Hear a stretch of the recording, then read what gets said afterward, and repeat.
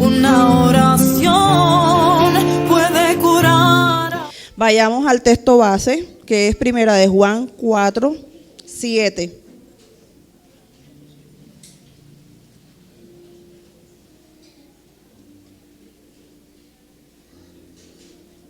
Bueno, yo leo desde acá. Dios es amor. Ese es el título de este capítulo. Dice: amados, amémonos unos a otros, porque el amor es de Dios. Todo el que ama es nacido de Dios y conoce a Dios. El 8. El que no ama no ha conocido a Dios, porque Dios es amor. En esto se mostró el amor de Dios para con nosotros, en que Dios envió a su Hijo unigénito al mundo para que vivamos por Él. En esto consiste el amor, no en que nosotros hayamos amado a Dios, sino en que Él nos amó a nosotros y envió a su Hijo en propiciación por nuestros pecados. Amados, si Dios nos ha amado así, debemos también nosotros amarnos unos a los otros. Nadie ha visto jamás a Dios. Si nos amamos unos a otros, Dios permanece en nosotros y su amor se ha perfeccionado en nosotros. Este sería nuestro texto base en el que esta noche nos vamos a regir, y queremos ahora hablar como tal de que Dios es amor ante todo. Uno de los atributos de Dios que hemos venido manejando todos estos meses ha sido que Dios es misericordioso, que Dios es que no cambia, que es su soberano, su fidelidad. Pero hoy nos corresponde el amor. También vamos a observar que a medida que vamos desarrollando el amor como atributo, se ve envuelto en los otros atributos también. Entonces, iglesia, para reflexionar juntos qué es el amor. Normalmente como seres humanos nosotros pensamos que el amor es algo ligero. Como seres humanos lo vemos que hoy sí está, mañana no está, hoy sí amo, mañana no amo. Pero la Biblia nos enseña algo muy diferente. Entonces, ¿qué nos enseña la Biblia? De que Dios no cambia, que Dios es amor y que Dios en cada momento nos va a enseñar a relacionarnos y que ese mismo amor nos transforma. Veremos tres grandes verdades. Primero, cómo es el amor de Dios. Segundo, cómo se manifestó en la cruz. Y tercero, qué implica para nuestra vida diaria. ¿Cómo es el amor de Dios? Vayamos a Primera de Juan 4:19. Dice: nosotros le amamos a Él, porque Él nos amó primero. Él nos amó primero. Nosotros no hemos amado a Dios, sino de segundo. Entonces, Él nos está invitando a que lo tengamos que a Él también en su primer lugar, ¿cierto? Entonces, ¿qué nos invita a Él? Que Él primero empezó a amarnos, que no había un motivo para que atrajéramos a Dios en su corazón, para que Él nos amara, que Él siempre nos ha amado desde mucho antes que naciéramos. ¿Qué pasa? Que dentro de la programación que Él tiene, nosotros ni por ahí sabíamos que íbamos a nacer. Nadie sabe eso, ¿cierto? Ni nuestros papás saben cuándo vamos a nacer. Pero Dios sí. Dios, dice la Biblia que desde la fundación del mundo ya Él estaba programando que nosotros viniéramos al mundo y por eso nos amó. Y el amor que Él tiene por cada uno de nosotros nace primero del corazón de Él. También hace parte de este amor que es un amor que es gratuito, es inmotivado y soberano. Entonces es gratis, Él nos ama, no por lo que somos, no por lo que hagamos, no por lo que dejamos de hacer, sino que a Él le nace amarnos, es gratis. Es inmotivado, ¿por qué es inmotivado? Porque no existe ningún motivo por el cual Dios nos ama, sino que Él nos ama y eso no tiene ni discusión ni explicación, solamente Él nos ama. Vayamos a Jeremías 31:3.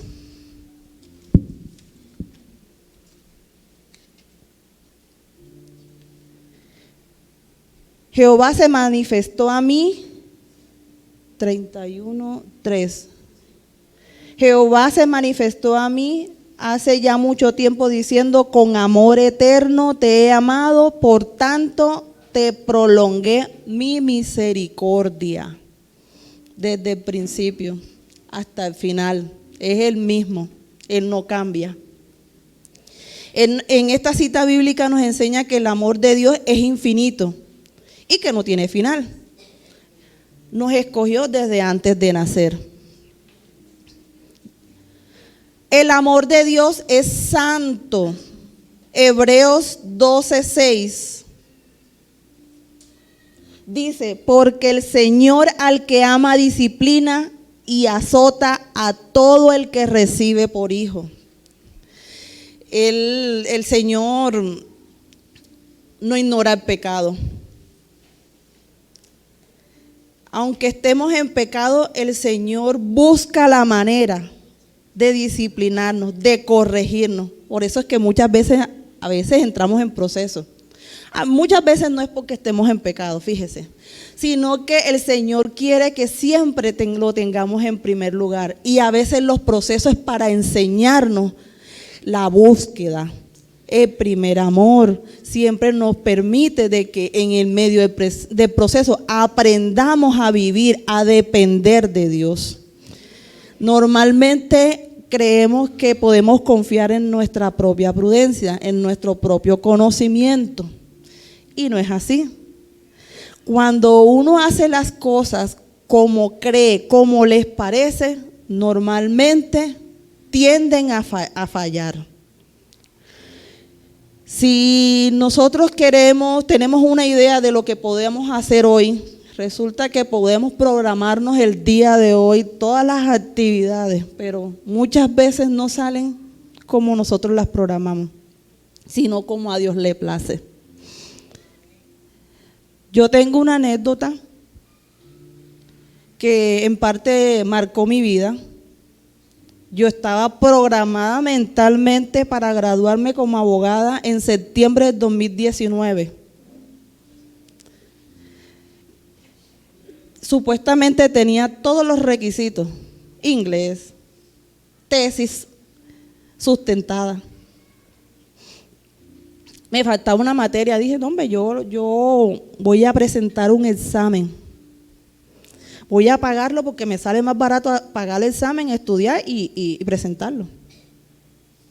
La programación de grado estaba para septiembre del 2019 y estábamos en agosto. Y dije, yo voy a pagar el examen, voy a estudiar todo este mes y voy a hacer mi examen. Y me gradué en septiembre. Resulta que yo hice el examen, lo perdí, un mes estudiando. Me dan una nueva oportunidad con el mismo dinero. Volví, lo perdí. ¿Qué pasa? Que confié en mí, en lo que yo creía que podía hacer. Y pude haber estudiado y pude haberme preparado lo suficiente por haber ganado ese examen. Porque me sentía preparada. Pero no era el momento. ¿Y sabes qué más rabia le da a uno cuando a uno le dicen, el tiempo de Dios es perfecto? Cuando uno no está en Cristo, uno no entiende que le digan el tiempo de Dios es perfecto. Lloré, pataleé. Resulta que ese mismo año, ese mismo semestre, cambiaron el pénsul académico de la universidad. En ese cambio me tocaba ver 10 materias más. Una gran sorpresa, ¿verdad?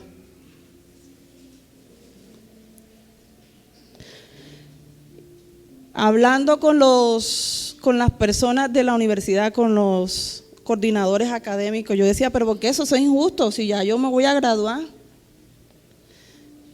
No, la universidad es libre de tomar decisiones y cambiarlo.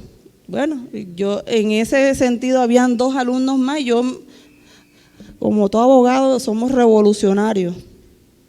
Armé mi paquete, llamé a los que estaban en ese problema y dije, vamos a presentar una tutela.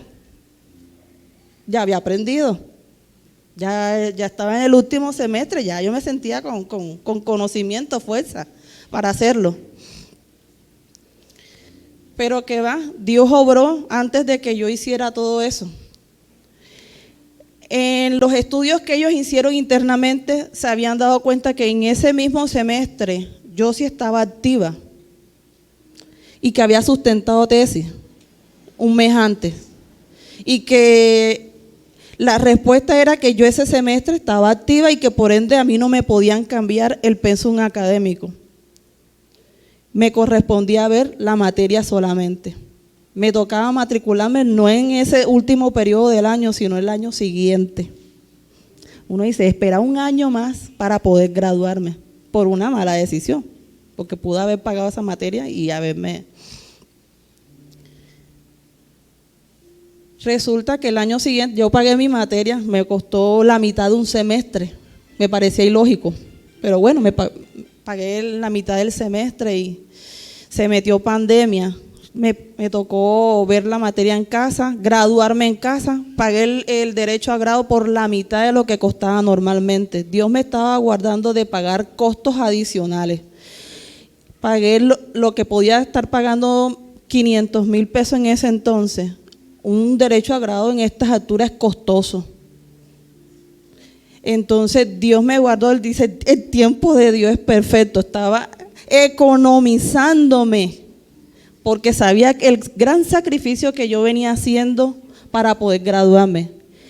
Julio del 2020 me gradué en mi casa. Ya no tenía la misma alegría, pero me gradué. Dije, lo logré.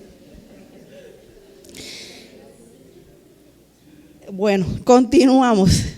Dios es santo, ¿cierto? Hebreos 12:6, el Señor al que ama, corrige, disciplina y lo hace depender de Él. El amor es inmutable e infinito. Juan 13:1, por favor. Antes de la fiesta de la Pascua, sabiendo Jesús de su obra, había llegado para que pasase este mundo, como había amado a los suyos que estaban en el mundo, los amó hasta el fin. Los amó hasta el fin. Dios no cambia, su amor es infinito, su amor siempre perdura. Estos serían los atributos que están implicados, están unidos con el atributo del amor, el atributo que es inmutable, el atributo que Dios es santo, van unidos con el amor de Dios. Entonces, Dios nos recuerda que aunque a veces parecemos que somos indignos, Dios nos ama, no por nuestros méritos, sino porque Él le ha placido amarnos. No por lo que hagamos o dejemos de hacer. Dios es amor, es eterno, santo e inmutable. Nuestra otra verdad es la máxima prueba de amor de Dios. Parecen unas palabras hermosas, ¿verdad? Pero sí, a Dios le ha placido amarnos. ¿Y sabes cuál fue el más grande sacrificio? Que trajo a su Hijo unigénito. Diferente a único, unigénito, a que viniera a la tierra como usted y como yo, como carne, a morir por cada uno de nosotros. Leemos en Juan 3:16, Porque de tal manera amó Dios al mundo que ha dado a su Hijo unigénito, para que todo aquel que en Él cree no se pierda, mas tenga vida eterna. Trajo a Jesús a la tierra a sacrificarse por ti y por mí, para salvarnos del pecado, para salvarnos de la muerte, para salvarnos de la enfermedad. Es un sacrificio, tú saber que vas a morir por otras personas. ¿Quién da a su hijo para que se sacrifique por otra persona? Es muy difícil esa decisión, pero Dios la tomó. ¿Por qué? Por el amor que tiene por cada una de las personas que estamos aquí presentes. Vayamos a Romanos 5:8, donde nos confirma. Dice, mas Dios muestra su amor para con nosotros en que siendo aún pecadores, Cristo murió por nosotros. O sea que nosotros no nos merecemos eso, ¿verdad? Porque somos pecadores. Pero a Dios le plació de que si no nos salva en la cruz del Calvario, nosotros estuviéramos listos. Ya estamos listos para irnos para el infierno. Pero gracias a Dios y que Él dio a su único Hijo para salvarnos del pecado y de la muerte. Y que también nosotros, contraprestación de eso, tenemos que arrepentirnos también, porque el pecado abunda todavía. Hubiese sido peor, ¿cierto?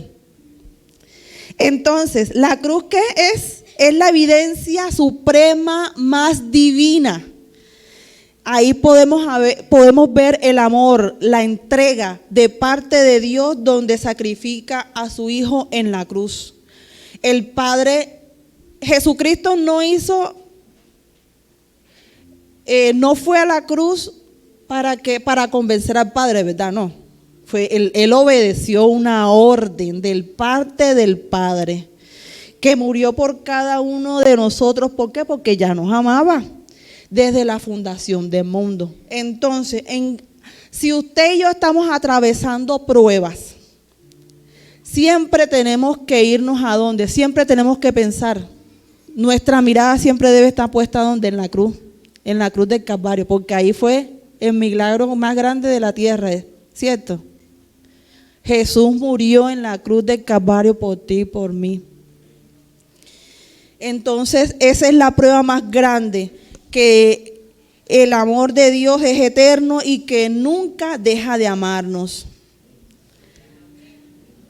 Nuestra tercera verdad se llama implicaciones del amor de Dios para nuestra vida. Una pregunta: ¿qué hacemos nosotros con este amor? ¿Cómo respondemos a esta verdad gloriosa? No sabemos, ¿cierto? Pero la Biblia sí nos enseña cómo debemos responder a esto. Primero, dice que podemos confiar en su amor. ¿Por qué? Porque Él nunca falla. Aunque parecemos o creamos que todo se derrumba, el Señor siempre está ahí firme, fiel, cumpliéndonos. Podemos descansar en Él.